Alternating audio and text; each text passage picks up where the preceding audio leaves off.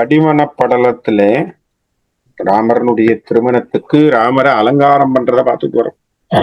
ராமருக்கு என்னென்ன விதமான அலங்காரங்கள் எல்லாம் பண்ணாங்க அப்படிங்கறதெல்லாம் நிறைய விஷயங்களை பார்த்ததுல இப்ப வெண்பட்டு அவருக்கு சாத்த போறாங்க.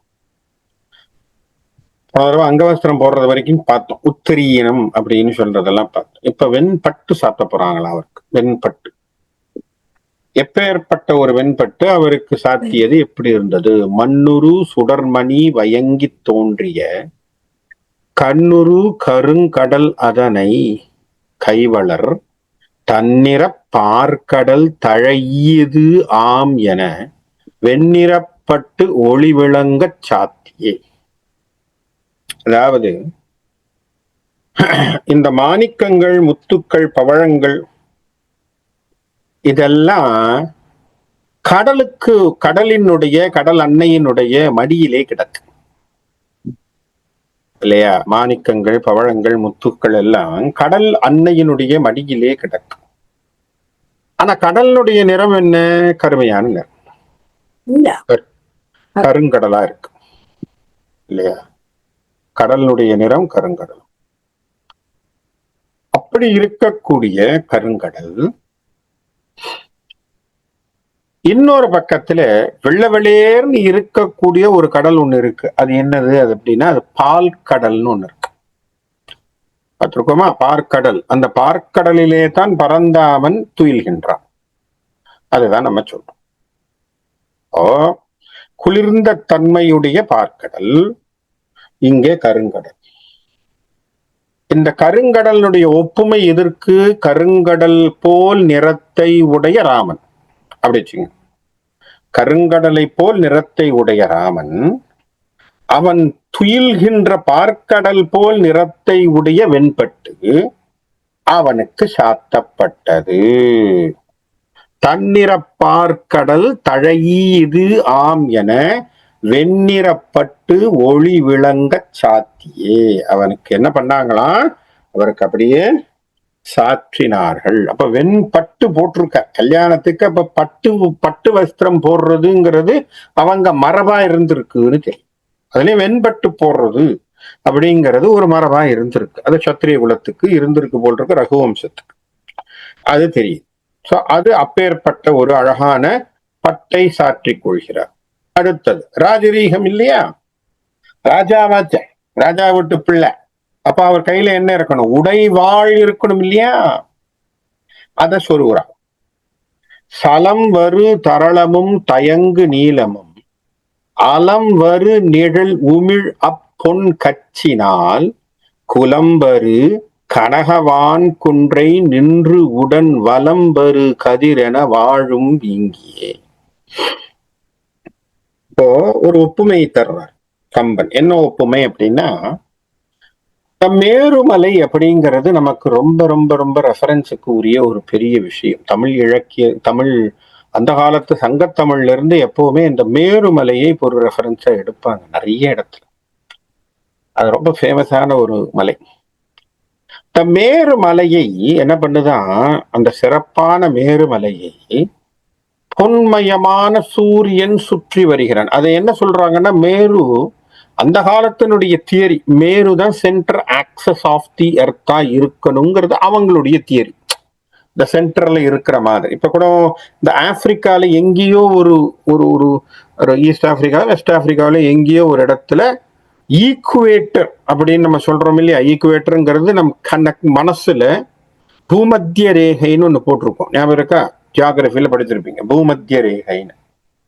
அந்த பூமத்திய ரேகை அந்த ஊருக்குள்ள போற மாதிரியான ஒரு எல்லை வகுப்பை அங்க போட்டீங்கனால அங்க ஒரு போர்டு ஒண்ணு போட்டு சொல்றாங்களா, இந்த இடத்துல தான் ஈக்குவேட்டர் போகுது ஆப்பிரிக்கால.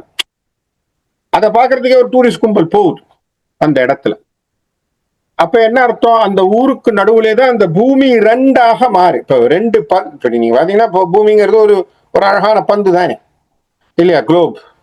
அப்ப பந்துல சென்டர்ல ஒரு கோடு போட்டீங்கன்னா அந்த கோடு அந்த ஆப்பிரிக்கானுடைய நாட்டுக்குள்ள போற மாதிரி சொல்றாங்க. அது போல அந்த காலத்துல நம்முடைய பெரியோர்களுடைய கணக்கு என்னன்னா, இந்த சென்டர் பூமத்திய ரேகை இருக்கு பாருங்க, அங்கதான் மேருமலை இருந்ததாக அவர்கள் நினைக்கிறார்கள்.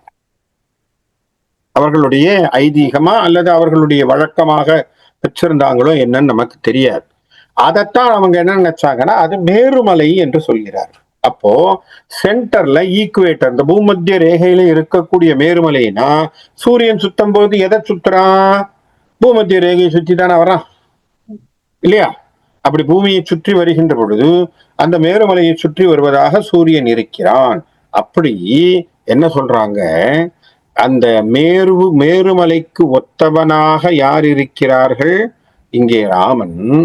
அவன் இடையிலே சுட்டப்பட்டிருக்கக்கூடிய கச்சை, அதெல்லாம் என்ன பண்ணிருக்காங்க, மணிகளால் பொதிக்கப்பட்ட பொன்னாலான இடைக்கச்சையை கட்டியிருக்கான். அந்த கச்சையில அவர் என்ன பண்றார், அந்த பொன்மயமான மேருமலையை வலம் வருகின்ற சூரியனை போல் அவர் கையில அந்த இடத்துல ஒரு உடைவாளை சொருகி இருக்கிறான். அப்ப என்ன அர்த்தம், இந்த உடைவாளானது எப்படி அந்த சூரியன் எப்படி ஒளிர்கின்றானோ அது போன்ற ஒளிர்வோடு அந்த இடையிலே சுற்றி இருக்கக்கூடிய கச்சையிலே இருப்பதனால அந்த மேருமலையை சுற்றிய சூரியனை போலான ஒப்புமையை தருகிறார். அப்ப என்ன ஒரு அழகான ஒரு ஒப்புமை இங்கே. ராமனுடைய உடைவாள் அவர் இடையில போட்டது அப்படி கம்பீரமாக திடைகாத்திரமாக அவர் அப்படி போட்டுக்கிட்டு அவர் வரார். அது பார்க்க எவ்வளவு அழகாக இருக்கு. அதுபோல பல அறப்பட்டிகை அதையும் பேசுறார். அதுக்கப்புறம் தொடை அணிதல் அதையும் சொல்றார். அப்புறம் கால்ல கழல், இதுக்கு எல்லாமே ஒப்புமைகள். இந்த மாதிரியான நிறைய ஒப்புமைகளை கொடுத்து கொண்டே வர அழகான விஷயங்கள் எல்லாம் போட்டு இந்த மாதிரியான விஷயங்களை எல்லாம் அவர் அழகாக அணிந்து வருகிறார் அப்படின்னு சொல்லக்கூடிய கம்பன் ஒரு இடத்துல ராமனை நான் இதுக்கு மேல நான் என்னத்தை வர்ணிக்கிறதுங்கிற ஒரு எண்ணம் வந்துடும். ஏன்னா கடவுளை நீங்க எவ்வளவு வர்ணனை பண்ணாலும் வார்த்தைகள் போதா இல்லையா? வார்த்தைகளை தேடணும். என்ன வார்த்தையை போடுறது? எதை போட்டாலும் அது என்ன சொல்றது, இந்த கவளங்கவளமா விழுங்குற மாதிரி யானைக்கு சோறு வச்ச மாதிரி ஆகிப்போச்சு இல்லையா? யானை பசியா இருந்ததுன்னா நீங்க ஒரே ஒரு கவளத்தை வச்சா சரியா வருமா இல்லையா? உண்மையா யானைக்கு சோறு வைக்கிறதுக்கு யாரோ ஒரு பேட்டியில சொன்னாங்க, கிட்டத்தட்ட 20 படி அரிசி வேண்டியதா இருக்கான். 20 கிலோ அரிசி, சரியா? அதே போல 20 கிலோ வெல்லத்தையும் அரிசியும் சேர்த்து அப்படி உருண்டையா கொடுக்குறாங்க. அது தவிர தென்னை மரம் இருக்கு இல்லையா? அந்த தென்னை மரத்தினுடைய தென்னை மட்டைகள் பட்டையா இருக்கு பாருங்க, அந்த தென்னங்கீத்தோட அது கிட்டத்தட்ட ஒரு நாளைக்கு ஒரு 30-40 போடணும். இது தவிர கரும்பு, வாழைப்பழ சீப்புனா பெருஞ்சீப்பே அப்படியே கொடுக்கணும், வாழைய தூக்கி அப்படியே வாயில போட்டுக்கும். இதெல்லாம் கொடுத்தா தான் யானை சுமாரா பசி அடங்கும். புரியுதுங்களா? அதனாலதான் நம்ம கூட கிண்டல் அடிப்போம். நம்ம ஊர்ல யாராவது ஒருத்தர் சும்மா கொஞ்சூண்டா கொண்டு வந்து கொடுத்தாங்கன்னு வச்சுக்கோண்ட, கொஞ்சமா இவன் பசின்னு கேட்கறான், அவன் ஒரு இத்தினூண்டா ஒரு பிளேட்ல கொண்டு வந்து ஒரு சின்ன கப்புல கொடுத்தான்னா என்ன சொல்லுவான், யானை பசிக்கு சோளப்பொரி கொடுத்த மாதிரி ஏதோ கொடுக்குறான்டா அப்படின்வாங்க இல்லையா? அப்ப என்ன அர்த்தம், யானையினுடைய பசியை தீர்ப்பது என்பது கஷ்டம். அதுலயும் ரொம்ப பசியா இருந்தா. எதுக்காக சொல்றேன், கவளங்கவளமாக விழுங்கும். அதுபோல நம்ம பசியா இருக்கோம். என்ன பசி நமக்கு? ராமனை வர்ணிக்க வேண்டிய பசியிலே இருக்கிறோம். நமக்கு என்ன வார்த்தை கொடுத்தாலும் நமக்கு ஏதாவது நிக்க போதா? எல்லா வார்த்தையும் உள்ளதான் போகுதே தவிர எதுவும் அதை டிஃபைன் பண்ண மாட்டேங்குது. ஏன் டிஃபைன் பண்ண மாட்டேங்குதுன்னு ஒரு கருத்தை கம்பன் இங்கே முன்வைக்கிறார். என்ன சொல்றான், முப்பரம் பொருளுக்குள் முதலை மூலத்தை இப்பரம் துடைத்தவர் எய்தும் இன்பத்தை அப்பனை அப்பினுள் அமிழ்தத்தை தன்னையே ஒப்பனை உரைக்க ஒண்ணுமோன்னு நிறுத்திவிட்டார். என்ன சொல்றார், எல்லா பொருளும் முப்பரம்பொருளுக்குள் முதலை. 3 பரம்பொருள்கள் இருக்கு. யாரு? பிரம்மா, விஷ்ணு, சிவன் என்று சொல்லக்கூடிய ருத்ரன். 3 பரம்பொருள். இந்த 3 பரம்பொருளுக்கு முதலான பொருள் எது? விஷ்ணு என்கின்ற பதத்தை சொல்லக்கூடிய நாராயணன். அப்போ முப்பரம்பொருளுக்குள் முதலை, அவள்தான் முதல். அந்த முதல் மட்டும் இல்ல, அவர் தான் என்னன்னார், மூலம்னு விட்டார். அவர் தான் எல்லாத்துக்கும் மூலம், அவர் தான் பிரகிருதிக்கு உருவாக்கம். என்ன காரணம்? விஷ்ணு புராணம். விஷ்ணு புராணம் என்ன சொல்லுது? விஷ்ணுதான் முதல், விஷ்ணுவில் இருந்துதான் நாவிக் கமலத்திலே இருந்து பிரம்மா, பிரம்மாவினாலே தோற்றங்கள். அப்போ மூலம் என்பது யாரிலிருந்து வருது? விஷ்ணுவிலிருந்து வருது. இல்லையா? அப்போ முப்பரம் பொருளுக்குள் முதலை மூலத்தை எப்பரம் துடைத்தவர் எய்தும் இன்பத்தை. இந்த உலகத்திலே இருக்கக்கூடியவர்கள் இந்த பரம்பொருளை பிடித்து கொண்டா என்ன வரும் அப்படின்னு சொன்னா, இப்பரம் துடைத்தவர், இந்த உலக பற்றை அறுப்பவர்கள் பெறுகின்ற இன்பத்தை. அப்போனா பேரின்பத்தை, பேரின்பத்தை தரக்கூடியவன் அவன் யார்? அப்பனை. அப்பனைன்னு என்ன? தந்தையை. அவன் அப்படிப்பட்டவனா? அது மட்டும் இல்ல, அப்பினுள் அமிழ்தத்தை. அப்பினுள் அமிழ்தத்தை. அப்பு அப்படின்னு சொன்னா தண்ணின்னு பேரு. இங்க தண்ணின்னு சொன்னா நம்ம எதை எடுத்துக்கிறோம்? பார்க்கடல்னு. அந்த பார்க்கடலிலே இருக்கின்ற அமுதம். தன்னையே ஒப்பனை, அவனுக்கு அவன்தான் நிகர். வேற யார் அவனுக்கு போய் ஒப்பாக சொல்ல முடியும்? கம்பேரிசன் ஏதாவது செய்ய முடியுமா? Compare Rama with summon. யாரோட நீங்க கம்பேர் ராமர் பண்ண முடியும்? Compare Krishna with summon cannot be done. ஏன்னா அவங்க தனி, யூனிக்.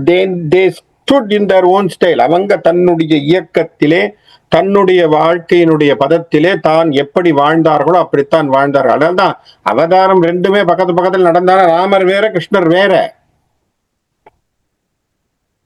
இல்லையா? ராமரனுடைய குணாதிசயங்கள் வேற, கிருஷ்ணனுடைய குணாதிசயங்கள் வேற. ராமர் ராஜவம்சத்தில், ராஜகம்பீரத்தில் சத்திரியனை போலவே வாழ்ந்தவர், பிரின்சிபல்டு பர்சன்.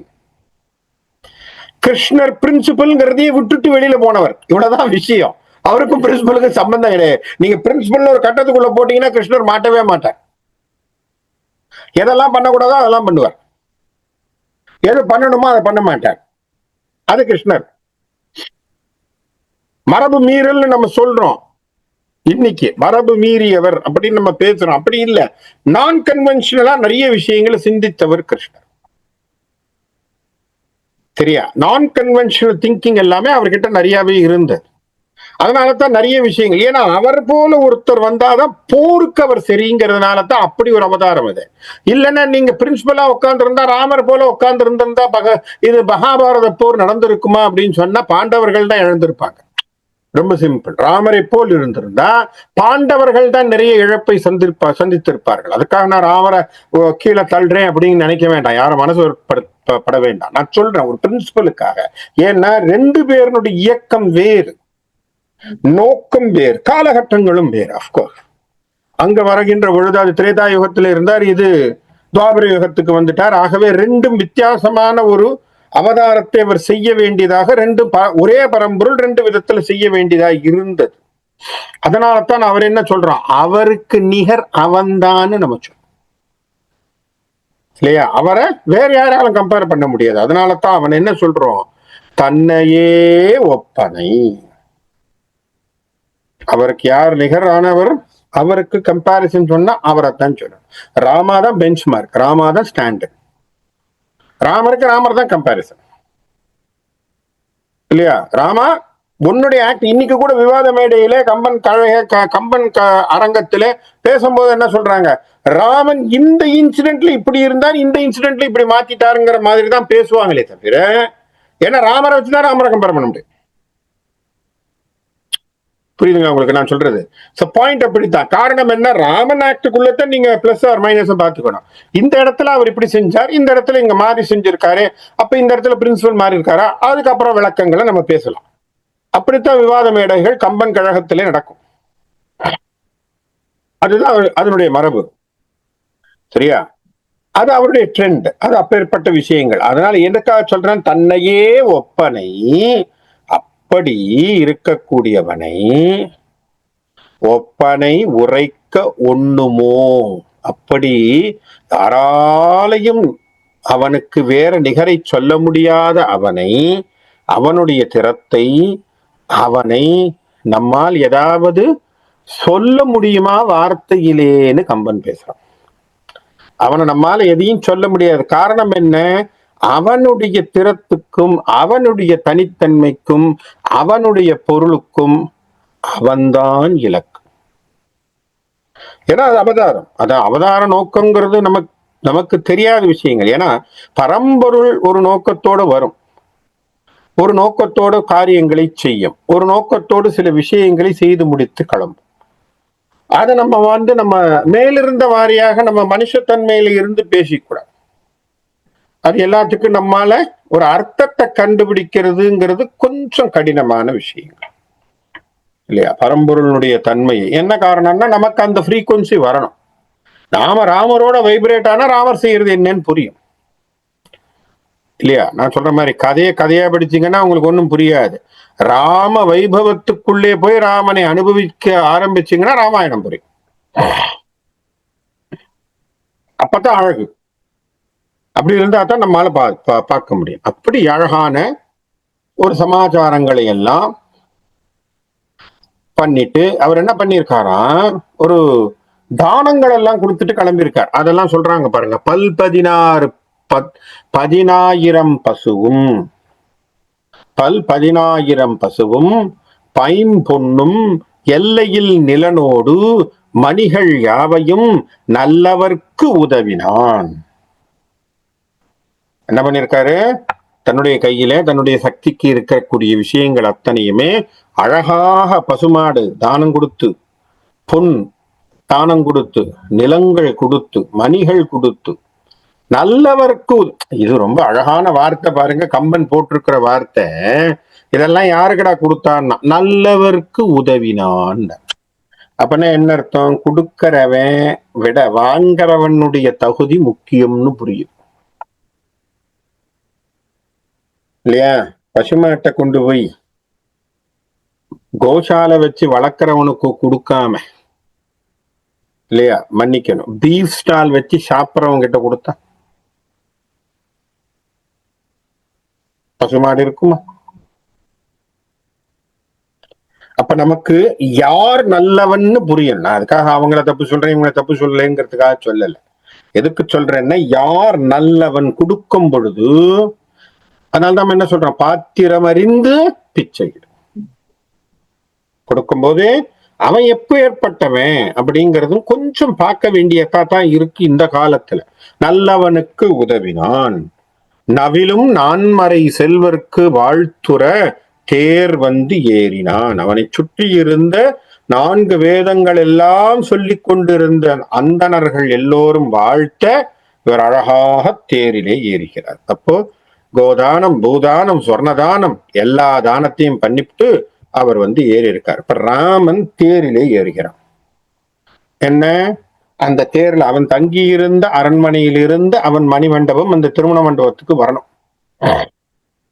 அதுக்கு மிதிலை மன்னன் அப்படி சக்கரவர்த்தி திருமகனுக்கு அழகான தேரை ஏற்பாடு பண்ணி கொடுத்துருக்காரு மருமகனுக்கு. இப்படி தேர்ல ஏறி வரட்டும்னு. ஏன்னா வந்தா அழக கம்பீரமா இருக்குமா இல்லையா? இந்த காலத்துல நம்ம என்ன பண்றோம், மாப்பிள்ளை அழைப்புன்னு பெருசா. அந்த காலத்துல மாப்பிள்ளை அழைப்புன்னு ஒண்ணு இருந்தது. இப்பெல்லாம் நம்ம அது இருக்கா இல்லையான்னு தெரிய. அதாவது மாப்பிள்ளை அழைப்புன்னு ஒண்ணு உண்டு. மாப்பிள்ளை அழைப்பு வந்து என்னன்னா, கல்யாணத்துக்கு முதல் நாள் நைட்டு ஒரு கோவில்ல இருந்து அவரை கூட்டிட்டு வருவாங்க ஒரு பெரிய கார்ல.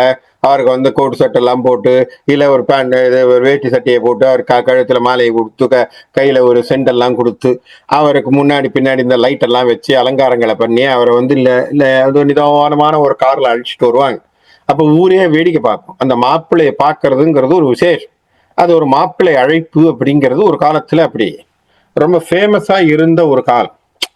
அது போல அந்த மாதிரி காலகட்டத்துல ராமன் இப்ப என்ன பண்றார், தேர்ல ஏறி வர மிதுரையிலே அவருடைய அரண்மனை, அவர் தங்கியிருந்த அரண்மனையிலிருந்து தேர்ல ஏறி மணிமண்டபத்துக்கு வரணும். மணிமண்டபத்துல ஏற்கனவே தசரதனும் மற்றவங்க எல்லாம் இருக்கிறாங்க, நல்லா ஞாபகம் வச்சுக்கோங்க.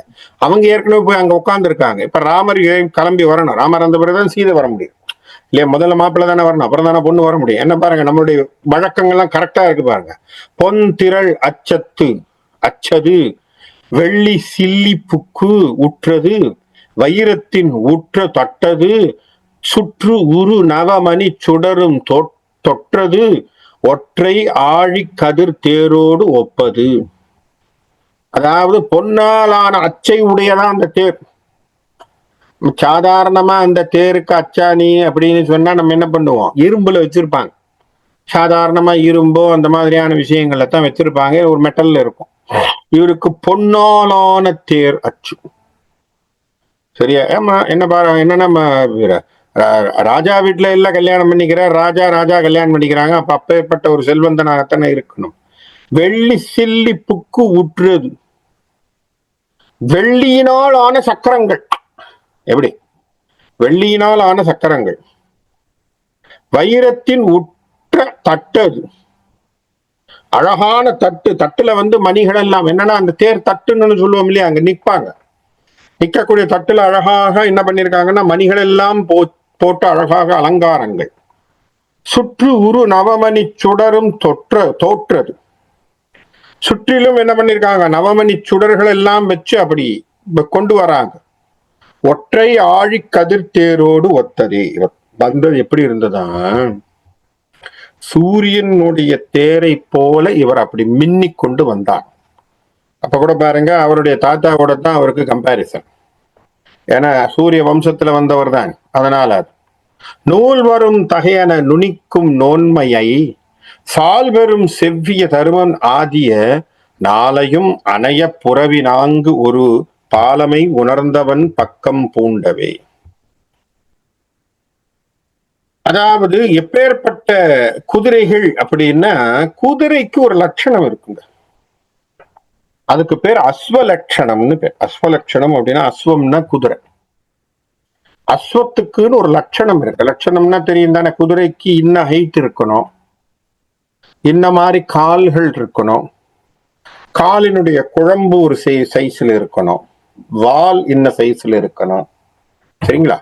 குதிரையினுடைய முகம் எப்படி இருக்கணும், மூக்கு எப்படி இருக்கணும், காது எப்படி இருக்கணுங்கிறது குதிரைக்குன்னு ஒரு லட்சணம்னு ஒண்ணு இருக்கு. அஸ்வலட்சணம்னு ஒரு புஸ்தகமே இருக்கு. சரியா? அந்த லட்சணத்தை எல்லாம் பார்த்து ஒத்ததா ஒரு குதிரைகளை கூட்டு வந்திருக்காங்க. சரியா? அது மட்டும் இல்ல, அது எப்படி இருக்குமா, அப்படி கூர்ந்து உணரக்கூடிய ஆற்றலை உடையதாம், பேர் அழகை கொண்டதாம். அந்த ஒரு 4 குதிரையை கொண்டு வந்து அந்த தேரிலே பூட்டி இருக்கிறார்கள். எப்படி பூட்டி இருக்கிறாங்களா, எப்படி பூட்டியிருக்காங்க பாருங்க. தர்மம் ஆதிய நாளையும் அணையவே. அப்ப புருஷார்த்தங்கள் என்று சொல்லக்கூடிய 4 இருக்கு நமக்கு இல்லையா? புருஷார்த்தங்கள்னு சொல்லக்கூடிய புருஷார்த்தங்கள் என்னென்ன சொல்றோம், தர்ம அர்த்த காம மோட்சம்னு 4 வச்சிருக்கோம்.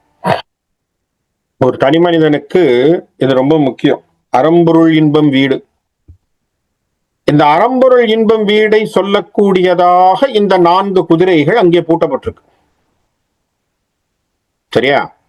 அப்படி 4ஐயும் பூட்டப்பட்டு அந்த குதிரைகளை ஓட்டி கொண்டு வருகிறான். நல்லா ஞாபகம் வச்சுக்கோங்க, 4 புருஷார்த்தங்களை குதிரைகளாக்கி அதை வெண்மையான குதிரைகளாக கொண்டு தன்னுடைய தேரிலே ராமன் செலுத்தி கொண்டு வருகிறான் என்று சொன்னால் என்ன அர்த்தம்? நமக்கு கம்பன் சொல்லக்கூடிய கருத்து, புருஷார்த்தங்கள் உனக்கு வேணும்னா பரம்பொருளான ராமனை பிடித்துக்கொள். சரியா? ஏன்னா 4 புருஷார்த்தத்துக்கும் யார் தலைவன்? அவன் தான் தலைவன். அவனை பிடிச்சாதான் நீ என்ன பண்ண முடியும், முன்னுக்கு வர முடியும். அப்படி வர இப்பதான் இந்த இடத்துல தான் கம்பனுக்கும் வால்மீகிக்கும் நான் ஏற்கனவே வித்தியாசம் சொன்னேன். என்ன சொன்ன, வால்மீகியில 4 பேருக்கும் கல்யாணம் பண்றதெல்லாம் ஏற்கனவே பேசி வச்சு 4 பேரும் அங்கே வருகிறார்கள் அப்படின்னு சொன்னேன். இப்பத்தான் இந்த இடத்திலே ராமனை பற்றி எல்லாம் பேசிய பிறகு கம்பன் பேசுறான். அணையது ஒரு தேரினில் அருணன் நின்றன பனிவரு மலர் கண் நீர் பரதன் கோல்கொள குனிசிலை தம்பி பின் கூட ஏனையன் இனிய பொற்கவரி கால் இயங்க ஏகினான். இப்ப இந்த இடத்துல தான் மற்ற 3 தம்பிமார்களை பற்றியான கருத்தை கம்பன் பதிவு செய்யறான். என்ன செய்யறான்? அந்த தேரிலே சூரியனை போல் நின்று கொண்டிருந்தான் ராமன். அந்த நின்று கொண்டிருந்த ராமனுடைய தேரை யார் ஓட்டினார்? பரதன் ஓட்டினார். சரியா? ராமனுக்கு பின்னால் எப்பொழுதும் நான் காவலாக இருப்பேன் என்று சொல்லி குனிசிலை தம்பி, அப்படின்னா என்ன அர்த்தம்? எப்பொழுதும் வளைந்த வில்லை பாதுகாப்பாக தன்னுடைய தோளிலே சுமந்து கொண்டிருக்கக்கூடிய லக்ஷ்மணன் அவனுக்கு பின்னாடி நிக்கிறான். இவங்க எல்லாருக்கும் பொன்னாலான கவரியை வீசிக்கொண்டு, விசிறியை வீசிக்கொண்டு வருகிறான் சத்ருகனன். அப்ப இந்த இடத்துல தான் கம்பன் என்ன பண்றார்? இவங்களை கொண்டு வந்து சேர்க்கிறார். யார? பரதன், லக்ஷ்மணன், சத்ருக்கனன் இவர்கள் மூவரும் இந்த தேரிலே ஏறி வருவதை காட்டுறார். அப்படி வந்த உடனே அங்கே அந்த விண்ணோர்கள் எல்லோரும் அப்படியே ரொம்ப சந்தோஷம் பண்றாங்க. அமையுரு அருமேனியன் அழகின் ஆயதோ, கமை உரு மனத்தினால் கருத வந்ததோ, சமைவு உரு அருதிலம் தக்கது ஆகுக இமையவர் ஆயினர் இங்கு உளாருமே. எல்லாருக்கும், அதாவது அவனுடைய ராமனுடைய அழகை பார்த்து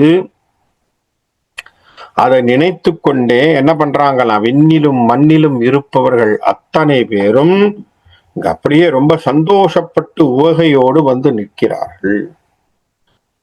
அது மட்டும் இல்லாமல் என்ன பண்றாங்களாம்? வரம்பு அரும் உலகினை வலித்து மாய்வு இன்றி திறம்பையில் அரக்கர்தம் வருக்கம் தோய்வு இன்று நிரம்பியது எனக்கொடு நிறைந்த தேவரும் அரம்பையரும் குழாத்தொடும் ஆடல் மேயினர். இப்ப பாருங்க, கம்பன் இதுவரைக்கும் திருமணத்தை பத்தி பேசிக்கிட்டு வந்த கம்பன், இதுதான் சூட்சம். இங்கதான் கம்பனை நாம ஏன் கவி சக்கரவர்த்தின்னு சொல்றோம். இப்போ இவ்வளவு தூரம் அழகா இந்த பாலகாண்டத்தை சொல்லிக்கிட்டே வந்தான். எப்படி சொன்னா? இதெல்லாம் பேசுறான். அங்க போனா, இங்க வந்தான், இந்த இடத்துல செஞ்சான், இதெல்லாம் முடிச்சான், இங்க வந்தான், மிதிலைக்கு வந்தான், மிதிலையில வந்து பார்த்தான், அவங்களுடைய பெருமைகள் பேசப்பட்டது, அது பண்ணது, இது பண்ணது எல்லாம் சொல்லிக்கிட்டு வந்தவன் கம்பன் இப்ப நம்மள ஒரு ட்ராக்கு கொண்டு வரான். என்ன ட்ராக்கு கொண்டு வரான்? கதையினுடைய குறிக்கோள் ஒண்ணு இருக்குப்பா, அதுக்குத்தான் இந்த அவதாரம்.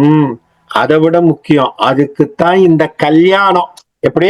அதுக்குத்தாண்டா இந்த கல்யாணம். என்ன கல்யாணம் அப்படின்னா, வரம்பு அரும் உலகினை வலிந்து, இந்த உலகம் எல்லையற்ற உலகமாக இருக்கக்கூடிய இந்த உலகத்தை துன்புறுத்தி மாய்வு இன்றி சந்தோஷத்தை கொடுக்காம அந்த உலகத்திலே தாம் அழியாமல் அத என்ன பண்றாங்க? திறம்பையில் அரக்கர் தம் வருக்கம் தோய்வு. என்ன பண்றாங்க? அரக்கர்கள் எல்லோரும் இந்த உலகத்திலே மற்ற அத்தனை பேருக்கும் அல்லலை தந்து, அவர்களுக்கு துன்பத்தை தந்து, அவர்களுக்கு மிகவிதமான வருத்தங்களை தந்து கொண்டிருக்கக்கூடியவர்கள். அப்படி செய்யக்கூடிய அரக்கர்கள் என்ன ஆகுதா? இன்றோடு தொலைந்தார்கள் என்று சொல்லி, யாரு? இன்றோடு தொலைந்தார்கள் என சொல்லி நிறைந்த தேவரும் அரம்பையரும் குழாத்தொடும் ஆடல் மேவினர். அங்கே இருந்த மேலே இருந்த தேவர்களும் அந்த அரம்பை என சொல்லக்கூடிய ரம்பை முதலிய வானுலக நர்த்தகிகள் அத்தனை பேரும் சந்தோஷமாக கூத்தாடினார்கள். எதுக்கு? ராமன் கல்யாணம் பண்ணிக்க போறாங்கிறதுக்கு. அரக்கர்கள் அழிவார்கள், அரக்கர்களுடைய துன்பம் நின்னு போகும்னு சொல்றான். எங்கிருந்து எதை கனெக்ட் பண்றான் கம்பன்? திருமணத்திலே கொண்டு வந்து அரக்கர்களுடைய அல்லலை, அரக்கர்களுடைய துன்பத்தை குறைப்பது அல்லது தீர்க்கப் போகிறது என்று பேசுகிறார். என்ன காரணம்? கதையினுடைய பின்போக்கு எதுல போய் முடிய போகுது? சீதையை வைத்துத்தான் கதை என்பதை சொல்லாமல் சொல்கின்றான் கம்பன்.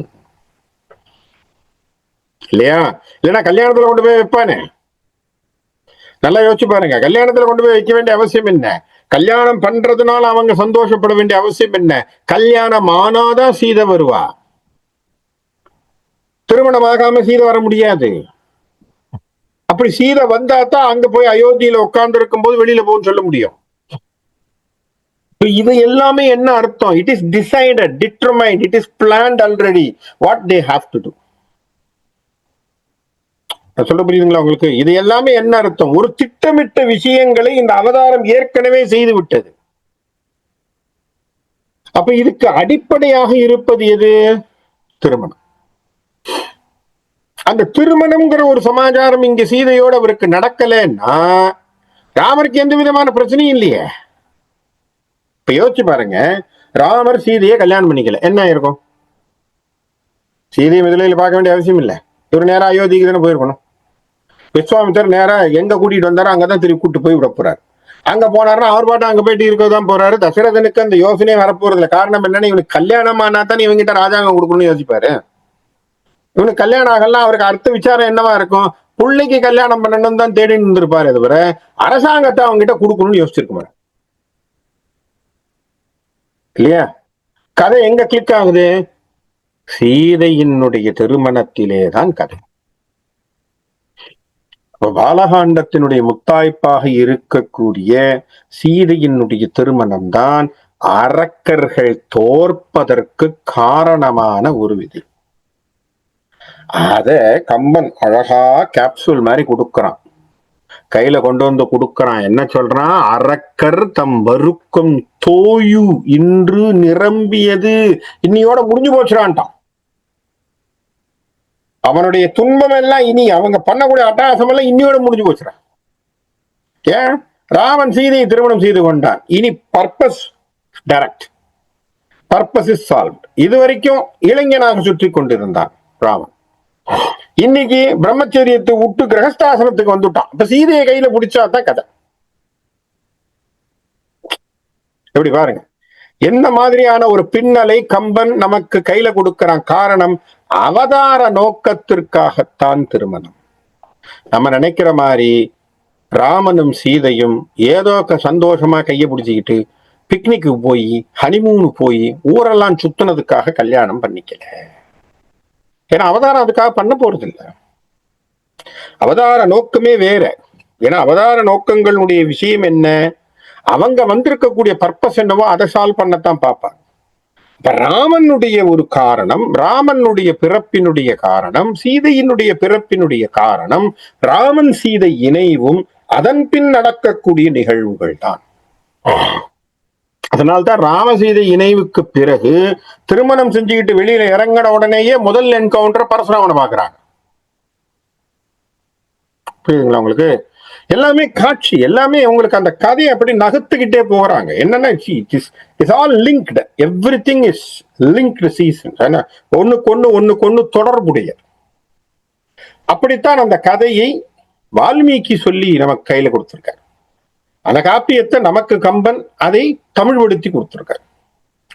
அதனால அந்த ஒரு அழகான ரசனையை நம்ம பார்த்துக்கிட்டு வரணும். அப்போ அதை பார்த்து எல்லாரும் சந்தோஷப்பட்டு குதிக்கிறாங்க. சொரிந்தனர் மலர் மலை, சுண்ணம் தூவினர், விருந்து ஒளிர் காசு பொன் தூவி வீசினர், பரிந்தனர் அழகினை பருகினர்களோ தெரிந்திலம் திருநகர் மகளிர் செய்கையே. அந்த நகரத்தில் இருக்கக்கூடியவர்கள் எல்லாம் பட்ட சந்தோஷத்துக்கு என்னென்ன சொல்ல முடியல. என்ன பண்ணிருக்கான்? மலரை தூக்கி தூறான், நறுமண பொடிகளை தூறான், பொன்காசை வீசறான். அங்க பார்த்து ராமபிரானுடைய அழகை பார்த்து அப்படியே சந்தோஷப்பட்டு பூரிச்சு போய் குதிக்கிறாங்க. அங்க இருந்தவங்க எல்லாம் என்ன செய்யறாங்கன்னு கூட சொல்ல முடியாத அளவுக்கு த ஃபார்ம் ஆஃப் எக்ஸ்டசின்னு சொல்ற மாதிரி பார்த்திருக்கீங்களா? சில சமயங்கள் இந்த இஸ்கான் டெம்பிளுக்கு நீங்க போனீங்கன்னா, ஹரே ராம ஹரே கிருஷ்ணால போனீங்கன்னா, சில சமயங்கள் அந்த பஜனுடைய உச்சகட்டம் போகும்போது குதிப்பாங்க தன்னை மீறி சந்தோஷத்துல. நம்ம கூட யோசிப்போம், என்னடா இப்படி குதிக்கிறாங்க. அப்புறம் சில பாடல்கள் நாமளே கேட்கும் போது நம்ம உடம்பே அந்த மாதிரி இருக்கும், ஒரு வைப்ரேஷனுக்கு போகும். அந்த மாதிரியான ஒரு என்ன சொல்றது, ஒரு எந்தூசியாசம் கொடுக்குற மாதிரி இருக்கும். அதுதான் எக்ஸ்டசி, தன்னை மறத்த. அது சில சமயங்கள் அந்த மாதிரியான விஷயங்கள் நடக்கும். இங்க அந்த மாதிரி மிதிலையில் இருந்தவர்கள் அத்தனை பேருக்கும் ராமனுடைய அழகை பார்த்து மயங்கி போய் நிக்கிறாங்க, குதிக்கிறாங்க, பாடுறாங்க, ஆடுறாங்க. என்ன பண்றதுன்னே அவங்களுக்கு தெரியல. இதெல்லாம் அப்படி பண்ணிட்டு உட்கார்ந்துருக்க ராமன் முதலிலே மண்டபத்துக்குள்ளே நுழைந்து தொழுது அமர்கின்றான். எஞ்சல் உலகத்து உள்ள எரிபடை அரசு வெள்ளம் குஞ்சர குழாத்தின் சுற்ற கொற்றவன் இருந்த கூடம் வெஞ்சின தனுவாலனும் மேருமால் வரையில் சேரும் செஞ்சுடர் கடவுள் என்ன தேரிடை சென்று சேர்ந்தான். யாருக்கும், அதாவது இந்த உலகத்துல யானை படைகளை போல் கூட்டங்கள், அந்த கூட்டத்து யார் அப்படின்னு சொன்னா யானைப்படைகள் போல, யானைகள் எல்லாம் சேர்ந்திருந்தா எப்படி இருக்குமோ அது போல கூட்டமாக இருக்கக்கூடிய மன்னர்கள், இந்த மன்னர்களுக்கு சக்கரவர்த்தியாக இருக்கக்கூடிய கொற்றவன் என்று சொன்னால் தசரத சக்கரவர்த்தி. அவன் அந்த மணிமண்டபத்துல உட்கார்ந்து இருக்கார். தசரத சக்கரவர்த்தி அமர்ந்து கொண்டிருக்கிறார். ஏன்னா அவர் தான் முன்னாடியே போயிட்டாராங்க. முன்னாடி அவர் போய் உட்கார்ந்தாச்சு, ஜனகன் உட்கார்ந்தாச்சு, எல்லாரும் உட்கார்ந்து இருக்காங்க. சரியா? மற்ற அரசுகள், எரிபடை அரசு வெள்ளம், அப்படியே வெள்ளம் போல் அரசர்கள் அவங்களும் வந்து உட்கார்ந்து இருக்காங்க. சரியா? அப்படியே பாத்தீங்கன்னா ராமன் இந்த பக்கம் அப்படியே ராமன் அப்படியே கீழே இறங்குறார். எப்படி மேருமலை எப்படி தன்னுடைய உடம்பிலிருந்து கதிரர்களை அது ஒளிர விடுமோ அதுபோல் கதிரவனை போன்ற ஒரு தேகத்திலிருந்து ஒளிர்கின்ற அந்த அணிகலன்களை எல்லாம் அணிந்து கொண்டு தேரில் இருந்து அப்படி இறங்குறார். அப்படி இறங்கி அவர் என்ன பண்றார், அந்த மண்டபத்துக்குள்ள நுழையிறார். ரதம் ஆண்டு இழிந்த பின்னர் இருமரங்கு இருண்ட கைகும் பரதனும் இளையகோபும் பரிந்தனர் எய்ந்த பைந்தார் பரதனும் எய்தி மைத்தீர் மாதவர் தொழுது நீதி விரதம் எய்த தாதை பாதம் வணங்கி மாடி இருந்த வேளை. அப்ப என்ன பண்றார், அப்படியே கையில பசுமையான மலர்கள் எல்லாம் தூவி அப்படியே வர்றாங்க. ராமபிரான் இந்த தேர்ல இருந்து இறங்குறான். இறங்கிய பிறகு ரெண்டு பக்கத்திலையும், சரியா, ரெண்டு பக்கத்திலையும் என்னன்னா இரு திரு கரங்களிலும் பரதனும் அவனுடைய இளைய லக்குவனனும் இங்க ரெண்டு பக்கத்துல நின்னுகிட்டு அப்படியே என்ன பண்றாங்க, எல்லாரும் கை கூப்பிய கரங்களோடு. நல்லா யோசிச்சு பாருங்க. அதுக்கு பின்னாடி சத்ருக்கணன் அப்படி போறாங்க மண்டபத்துக்குள்ள கையை கூப்பியதுபடி போல். சரியா? குற்றமில்லாத அந்த இடத்துல என்ன செய்யறானா, மைதீர் மாதவர் தொழுது வசிஷ்டன் முதலிய முனிவர்களை எல்லாம் போய் நமஸ்காரம் பண்றார். சரியா? தன்னுடைய தந்தையாகிய சக்கரவர்த்தியாகிய தசரத சக்கரவர்த்தியினுடைய பாதங்களை தொழுகின்றான். சரியா? அப்படி இருந்த போது என்னவா, மாடு இருந்து வேளை. அப்ப இப்படி பார்த்துட்டு இருக்கும் போது சீதை அங்கே வருகிறாள். இப்ப இந்த மேடைக்கு இவர் போயிட்டு இருக்கார். சீதை உள்ளவர்.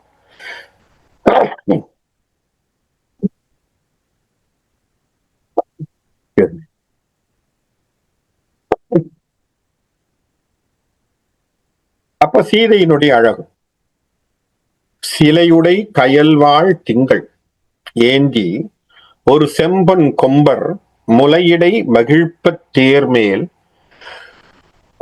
முந்திசை முளைத்து அந்நாள் அலைகடல் பிறந்து பின்னை அவனியில் தோன்றி மீள மலையுடை உதிக்கின்றாள் போல் மண்டபம் அதனில் வந்தாள். அலைகடலிலே பார்க்கடலிலே உதித்தவள் அன்று. யாரு? திருமகளாகிய சீதை இல்லையா? அலைகடல் பிறந்து அன்னைக்கே பிறந்துட்டா. அப்புறம் என்ன பண்ணிருக்கா, பின்பு அவனியில் தோன்றி பூமியிலிருந்து வந்தா. நல்லா யோசிச்சு பாருங்க. முதல்ல பார்க்கடல் என்று சொல்லக்கூடிய நீரிலே தோன்றியவள் இல்லையா? பிறகு இப்ப நிலத்திலிருந்து வந்திருக்கிறாள். சரியா? ராமன் சூரியன் நெருப்பை சேரப் போகிறாள். கரெக்டா? நெருப்பை சேரப் போகிறாள். வாயுவாகிய அனுமன் பக்தனாகிறான். எப்படி பாருங்க, பஞ்சபூதங்கள் எப்படி அந்த கம்ப ராமாயணத்துக்குள்ளே ஐக்கியமாகுதுங்கிறத பாருங்க. பிறப்பு பார்க்கடல், வெளியில வந்தது பூமி, சேர்ந்தது சூரியன், வாயு புத்திரன் பக்தன். சரியா? அசோகவனத்தில் விரதமாக தன்னுடைய ஆகாயத்தை தனக்கு கற்பாக வைத்துக் கொண்டு வாழ்ந்தாள் விரதத்தோடு. ஆகவே தான் சீதை என்கின்ற கற்பின் கனலின்னு எழுதினான் கம்பன். சீதை என்கின்ற கற்பின் கனலி. கற்பின் கனலின்னு சொல்ல முடியாது சார். அவளுடைய கற்புக்கு யாரையும் நிகராக சொல்ல முடியாது. அதான் சொல்றாவ. என்ன வார்த்தையை சொன்னாங்க? யுத்த காண்டத்துக்கு முதல்ல கீழே விடறான் ராவணேஸ்வரன். கேட்கறான் இல்லையா, என்ன கல்யாணம் பண்ணிக்கும், இல்லன்னா எனக்கு ராமன்ல ஏமாத்துறான். அவன் சொன்னான், உனக்கு ராமன் என்னடா உன்னோட சண்டை போடுறது, என் சொல்லினால் சுடுவேன் உன்னைனா. நான் ஒரு சொல்லு சொன்னா நீ செத்து போடுவேன். இன்னைக்கு கற்புக்கரசி, நான் ஒரு சொல்லு சொன்னா போயிடுவேன் நீ. இன்னைக்கு உன் பலம் எல்லாம் போய் நீ இன்னைக்கே செத்து போயிடுவ. ஆனா தூயவனுடைய வில்லுக்கு அது மாசு. அப்படின்னா என்ன அர்த்தம்? ராமனுடைய வில்ல நாளைக்கு எல்லாரும் படிச்சு சொல்லிடுவாங்க, அவர் வில்லுக்கு நம்ம குற்றம் செய்யக்கூடாதுங்கிறதுக்காக உன்னை விட்டு வைக்கிறேன் போனுட்டான். எப்பேற்பட்ட கற்பின் கனலியாக இருந்திருக்கிறாள். அப்பேற்பட்டவள் எங்க வந்தா? பார்க்கடலிலே பிறந்த அன்றைக்கு இன்னைக்கு அவனியில் தோன்றி இப்ப என்னவா இருக்காளாம்? அப்படி மலையிடை உதிக்கின்றாள் போல், அப்படி மலையிலே உதித்த சூரியனை போல் மண்டபத்தில் சேர்ந்தாள். மண்டபத்துக்குள்ள வர்றா. இங்க ஏற்கனவே ராமர் எல்லாம் எப்படி இருக்கும் பாருங்க. ஜெகஜோதியா கல்யாணம். நன்றி வானவர் எல்லாம் இருந்த நம்பியை துன்று இரு கருங்கடல் துவப்பத் தோன்றிய மன்றலாம் கோதையாள் மாலை சூட்டிய அன்றிடும் இன்று உடைத்தது அழகு என்று ஆரோ. தேவர்களெல்லாம் அங்கே வீற்றிருந்த ராமனை நோக்கி அப்படியே ராமனை பார்த்து எல்லாரும் பார்க்கடலிலே கடைந்த போது அந்த திருமகள் அன்னைக்கு வந்ததை நாங்க பார்க்கல. அதாவது திருமகள் பார்க்கடலிலிருந்து எழுந்த உடனே அந்த ஸ்ரீதேவியை தன்னுடைய மார்பிலே சேர்த்து கொண்டார் விஷ்ணு நாராயணன். அன்னைக்கு உங்க 2 பேருக்கும் திருமணம் நடந்தது. நடந்த பிறகுதானே நீங்க சேர்த்துக்கிட்டீங்க. ஆனா நாங்க யாரும் பெருசா பார்க்கல. ஏன்னா அப்ப அன்னைக்கு இருந்த விஷயங்கள் வேற, எங்களுக்கு மறதியாய் போச்சு. ஆனா இன்னைக்கு அந்த விஷயத்த பாக்குறதுக்கு நாங்கெல்லாம் வந்திருக்கோம். அன்னைக்கு விட்ட சமாச்சாரத்தை நாங்க இன்னைக்கு பார்க்க போறோம். என்ன காரணம்? இன்னைக்கு லைவா பார்க்க போறோம். இன்னைக்கு எங்களுக்கு விவரம் இருக்கு. ராமனாக நீ நாராயணன், சீதையாக திருமகள், 2 பேருக்கும் கல்யாணம். அதை நாங்க என்ன பண்றோம்? அந்த குறையை இன்னைக்கு நீ தீர்த்து வைக்கிறதுக்காக எங்களுக்கு இந்த அழகான வைபவத்தை நடத்தி காட்டுகிறாயப்பா அப்படின்னு சொல்லி ரொம்ப சந்தோஷப்பட்டாங்க. ஒலிகடல் உலகினில் உம்பர் நாகரில் பொலிவது மற்ற இவள் பொற்ப என்றாள் இவள் மலிதரு மனம் படுத்திருவை வாயினால் மெலிதரும் உணர்வினோன் என விளம்பிகோன். அப்படியே பேரழகு பெட்டகமா இருக்கா. ஒளிக்கும் கடல் சூழ்ந்த இந்த மின்னிலகு தேவ உலகம், நாக உலகம் எல்லாம் ஒரே சீதையினுடைய அழகா அப்படி ரசிக்கிறாங்க. மேலிருந்து பூக்கள் தூவி வரவேற்கிறார்கள். அவளுடைய திருமண வைபவத்திற்கு அப்படி சேர்கிறார்கள். சொல்லிட்டு கம்பன் சொல்றான், இங்க நடக்கக்கூடிய இந்த வைபவத்தை, இந்த அழகான விஷயங்களை, சீதையினுடைய அழகு, சீதையினுடைய மேன்மை, சீதை நிக்கிறது, ராமர் நிக்கிறது, ராமருடைய அழகு, இந்த திருமண காட்சி கோலங்கள் பார்க்க என்னுடைய சின்ன அறிவுல அதை நான் டிஃபைன் பண்றது கஷ்டமா இருக்குங்கிறான். என்னது? மெலிதரும் உணர்வினேன் என் விளம்புகேன். என்னால சொல்ல முடியல. காரணம், எனக்கு சின்ன புத்தின்னு. எப்படி? கம்பனுக்கு சின்ன புத்தியா, அதனாலதான் 10,000 பாட்டு எழுதிருக்காருன்னு வச்சுக்கோங்க. கம்பனுக்கு சின்ன புத்தினா நம்மளாம் எங்க போறது? கம்பனுக்கே சின்ன புத்தியா அவரால் டிஃபைன் பண்ண முடியல. எதை டிஃபைன் பண்ண முடியல? இந்த திருமணத்திலே நடக்கின்ற அழகையும் அந்த மேன்மையையும் அவரால் இங்கே சொல்ல முடியல. அதனால அப்படியே அப்படிப்பான வார்த்தைகள் யாரெல்லாம் வந்திருக்காங்க. இந்திரன் சசியோடு எய்தினான். இந்திரன் இந்திராணியோட வந்திருக்கான். இளச்சந்திர மௌலியும் தையலாலோடும், சிவனும் தன்னுடைய பார்வதியோடு, மலர் அயன் வாக்கினாளோடும், சரஸ்வதி தேவி பிரம்மாவோடு அங்க அப்படியே நிக்கிறாங்க எல்லாரும் இந்த திருமணத்தை பார்க்கறதுக்கு. அப்போ தசரதன்ல இருந்து எல்லாரும் அப்படி நம்ம குலகுருவை கையை காட்டி நீங்க ஸ்டார்ட் பண்ணுங்கன்னு சொல்றாங்க. ஏன்னா வசிஷ்டர் தான் லீட் பண்ற. அப்ப வசிஷ்டர் என்ன சொல்றார், நீந்த அருங்கடல் என நிறைந்த வேதியர், பெரிய பெரிய வேதத்திலே அங்கே கரை கண்டவர்கள் யார்? விஸ்வாமித்திரர் ஒரு பக்கம், வசிஷ்டர் ஒரு பக்கம், கௌதமரனுடைய புள்ள சதானந்தன் ஒரு பக்கம், மூணு பேரும் கரகண்டவர்கள் வேதத்துல. தோய்ந்த நூல் மரபினர் எல்லாம் உட்கார்ந்துருக்காங்க. சுற்ற தொல் நெறி வாய்ந்த நல் வேள்விக்கு அத்தனை பேரும் இருக்க. வசிஷ்டர் தான் ஹெட், வசிஷ்டர் தான் மெயின். ஏன்னா குலகுரு அவர் தானே இல்லையா? ராவருக்கு ஒண்ணுன்னா அவர் தானே செஞ்சு வைக்கணும். ஏன்னா அவர் செய்யாம வேற யார் செய்ய போறார்? ராவனுடைய கல்யாணம்னா அவர் தான் பண்ணி வைக்கணும். ஏன்னா அவங்க குலத்திற்கு வசிஷ்டன் தான் குரு, வசிஷ்டன் தான் பண்ணணும். அப்ப விஸ்வாமித்திரர் எல்லா விஷயங்களும் சுத்தி இருந்து பார்ப்பார். அவரும் சொல்லுவார், மந்திரங்கள் எல்லாம் சேர்ந்து சொல்லுவாங்க. வாய்ந்த நல்வேளிக்கு வசிஷ்டன் மை அற எய்தனான் கலப்பையோடு இனிதின் எய்தினான். கலப்பைனா இந்த இடத்துல எல்லா கருவிகளையும் எடுத்து கொண்டு வந்தான். இதற்காக அங்க அக்னி காரியங்கள் எல்லாம் செய்வதற்கு என்னென்ன வேணுமோ அத்தனையும் கொண்டு வந்தான். கொண்டு வந்து வசிஷ்டன் தண்டிலம் விரித்தனன், தருபை சாத்தினன், மண்டல விதிமுறை வகுத்து மென்மலர் கொண்டு நெய் சொரிந்து எரி குழும மூட்டினன், பண்டு உளமறை நெறி பரவி செய்தனன்.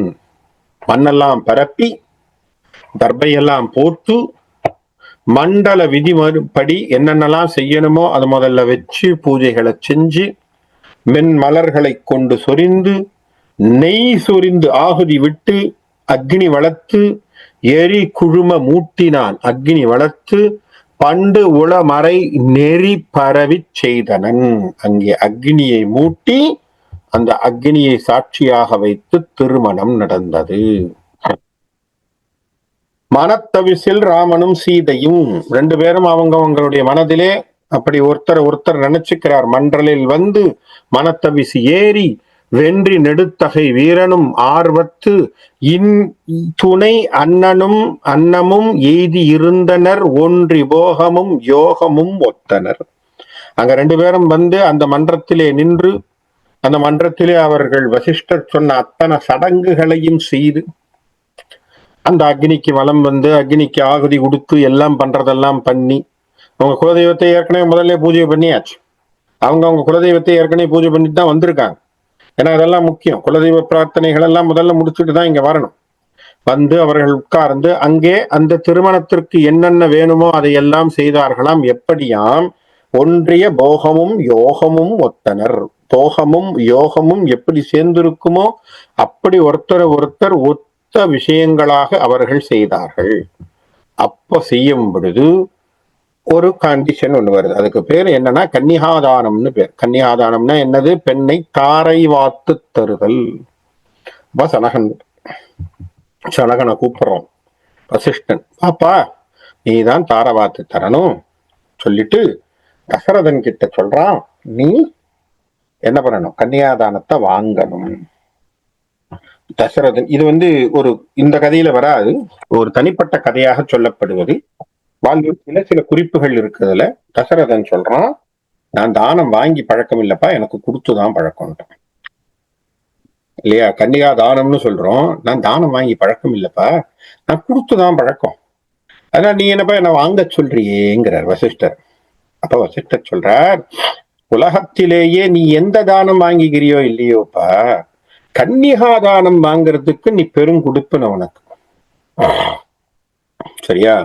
அதை வாங்கறதுக்கு உனக்கு பெரிய குடிப்பினை இருக்கு. காரணம் என்னன்னா, உன் தலைமுறையை வளர்க்கறதுக்கு அந்த பொண்ணு வர்றா உன் வீட்டுக்கு. அதனால உன்னுடைய வம்சத்தை நாளைக்கு கொண்டு போறவா அவதான். அதனால அவளை நீ உன் வீட்டுக்குள்ள கூட்டிட்டு வர்றது கன்னிகாதானம்ங்கிறது சிறந்த தானம் அப்படின்னு வசிஷ்டர் சொல்றார். சொல்லிட்டு அவர் சொல்றார், ஒரு முறை ஒரு ஆண்மகன் தன்னுடைய வாழ்நாளிலே அவன் வந்து ஒரு சிரார்த்தம் திதின்னு பண்றான்னு வச்சுப்போம். பிறந்தவர்களுக்கு திதி கொடுக்கிறோம், தர்ப்பணம் பண்றோம் இல்லையா? அமாவாசையில தர்ப்பணம் பண்றோம். இனி மாலை பட்சம் வந்துடும். இந்த மாலை பட்சங்கள்லாம் தர்ப்பணங்கள் உண்டு, எல்லாம் பண்ணுவாங்க. அதுல நீங்க எந்த தலைமுறைக்கு, எத்தனை தலைமுறைக்கு பண்றான்? 3 தலைமுறைக்கு தான் பண்ணுவீங்க. 3 தலைமுறைகள் மோட்சம் அடையணும்னு சொல்லி அவர்களெல்லாம் நம்மை சார்ந்தவர்கள், அவர்களுக்கெல்லாம் நல்ல நேரங்கள் நல்லது கிடைக்கணும்னு சொல்லி அவங்களுக்கு என்ன பண்றான், எள்ளும் தண்ணியும் இறைக்கிறதுன்னு பேர். எள்ளு தண்ணி இறைச்சி அவங்க தர்ப்பணத்தை பண்றது. இது விதிமுறை இல்லையா? அது வசிஷ்டர் சொல்றானா, ஒரு ஆண்மகனுக்கு 3 தலைமுறைக்கு அவன் தர்ப்பணங்கள் செய்து, இந்த 3 தலைமுறையில இருக்கக்கூடியவர்கள், அந்த தலைமுறையில இருந்த முன்னோர்கள் அவங்க மோட்சத்துக்கு போறதுக்கு செய்யலாம்பா. கன்னிகாதானம் செய்கின்ற பொழுது உன் 7 தலைமுறைக்கு இருக்கின்றவர்களுக்கு நீ மோட்சத்தை தருகிறாய். பாத்தீங்களா? அப்ப கன்னிகாதானத்துக்கு அவ்வளவு விசேஷம். 7 தலைமுறைக்கு போதும். அப்போ வேதம் எந்த அளவுக்கு ஒரு உயர்ந்தமான ஒரு இடத்துல கொண்டு போய் பெண்ணை வச்சிருக்கு பாத்தீங்களா நீங்க? இப்போ ஆணைத்தான் சொல்றோம் நிறைய, ஆண் தான் இதெல்லாம் செய்யறான், அதான் தான் பண்றான், ஆண் தான் இவ்வளவு விஷயங்கள் செய்யறான், அவன் 3 தலைமுறை, இது 7 தலைமுறைக்கு போயாச்சு. ஒரு பெண்ணை நீங்கள் திருமணம் செய்து கொடுக்கின்ற பொழுது உங்கள் 7 தலைமுறைக்கான பெரியோர்களை நீங்கள் கரையேற்றுகிறீர்கள். சந்தோஷப்படும். பொண்ணா பிறந்துச்சுன்னு நமக்கு வருத்தப்படக்கூடாது, சந்தோஷமா பண்ணி கொடுக்கணும். கன்னியாதான். அப்போ இந்த விஷயங்கள் எல்லாம் எதுக்காக சொல்றேன், இது ஆஃப் த ட்ராக், இதுக்குள்ள கிடையாது, இது கம்பராமாயணத்துல வரல. ஆனால் இந்த மாதிரியான ஒரு சம்பாவனை நடந்ததாக ஏதோ ஒரு ராமாயணத்திலே பேசப்பட்டதை சொன்னார்கள். இங்க ஜனகன் தாரை வார்த்து தருகிறான். என்ன செய்யறான்? கோமகன் முன் சனகன் குளிர் நல் நீர், அப்படி குளிர்ந்த தண்ணீரை எடுத்து இல்லையா, அப்பா தண்ணி ஊத்த, கரெக்டுங்களா? அம்மா தண்ணி யூஸ்வலி என்ன பண்ணுவாங்கன்னா, அம்மா பக்கத்துல சிலருடைய சடங்குகள் அம்மா ஊத்துவாங்க தண்ணிய, அப்பா கையில இருந்து அந்த பெண்ணினுடைய கையை எடுத்து அப்படியே அந்த தாம்பூலம் மாதிரி உன்னை எடுத்து அப்படி மாப்பிள்ளை கையில கொடுப்பாங்க. இதுதான் கன்னிகாதானத்தினுடைய முறை. பூமகளும் பொருளும் என நீ என் மாமகள் தன்னோடும் மன்னுதி என்னா. இந்த உலகத்திலே பரம்பொருளாகிய திருமாலும் திருமகளும் போல என் பெருமைக்குரிய திருமகளாகிய சீதையோடு நீ நிறைவு பெற்று வாழ்வாயாகன்னு சொல்லி ஜனகன் தன்னுடைய மகளை அவருக்கு, யாருக்கு? ராமனுக்கு, தசரதன் நிக்க ராமன் கையிலே கன்னிகாதானம் செய்து வைத்தான். இமம் சீதா மம சுதா, என்னுடைய பெண்ணப்பா. அதனாலதான் இன்னி வரைக்கும் அந்த ஸ்லோகத்துல சொன்ன சில பதிவுகளை நாமளும் இன்னைக்கும் கன்னிகாதானத்துல சொல்றோம். கன்னிகாம் கனக சம்பன்னாம் கனகாம்பரதர பூஷிதாம். இப்ப பொண்ணை கொடுக்கிறோங்கிறது இல்ல, பெண் என்பவள் இங்கே அந்த தங்கத்திற்கு சமானமாக, இரண்யத்திற்கு சமானமாக இருக்கக்கூடிய என் பெண்ணை உனக்கு தாரை வார்த்து தருகிறேனப்பா. நீ என்ன பண்ணணும், அதை எப்படி பாதுகாக்கணுமோ அப்படி பாதுகாத்து வைத்துக்கொள்னு சொல்லி நம்ம கையில ஒப்படைக்கிறோம் அந்த பொண்ணை. கன்னிகாதானம் செய்கின்றான். அப்படி கன்னிகாதானத்தை செய்து ராமனுக்கு தருகிறான். ராமன் அந்த கன்னிகாதானத்திலே சீதையை பெற்றுக் கொள்கிறான். அப்போ இனிதாக அந்த கன்னிகாதான முறை நடக்கிறது.